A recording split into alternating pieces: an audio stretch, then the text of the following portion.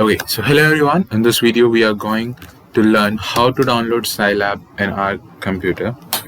So, first of all, we'll go to Google and we'll just type Scilab. So, after that, we'll go to the very first link, that is scilab.org, and then we'll go to the download. After selecting download, on the screen you can see that we can download Scilab on Windows with a 32-bit operating system and 64-bit operating system. And like in my computer it is 64-bit, so I'll download 64-bit operating system. So now it will take some time to get downloaded. Till then, let me tell you how to check that your operating system is 32-bit or 64-bit.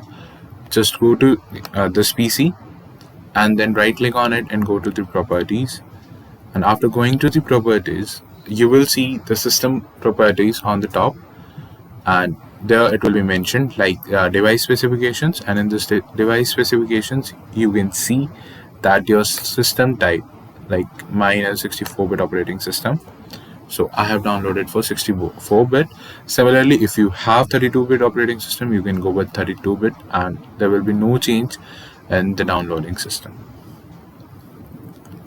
So it is getting downloaded. It will take some time to get downloaded.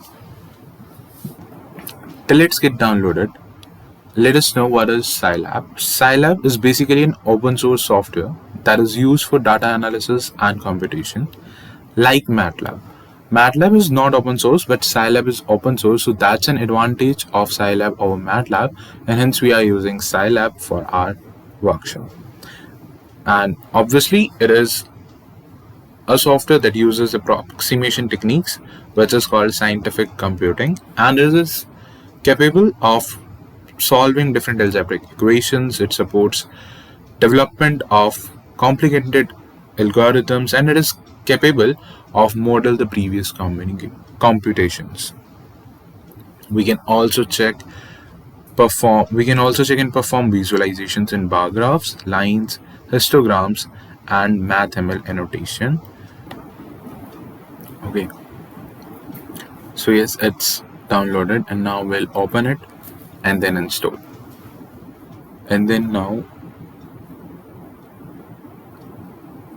probably we are gonna get a pop-up for language selections in English, and then now we'll get a drop box to install it.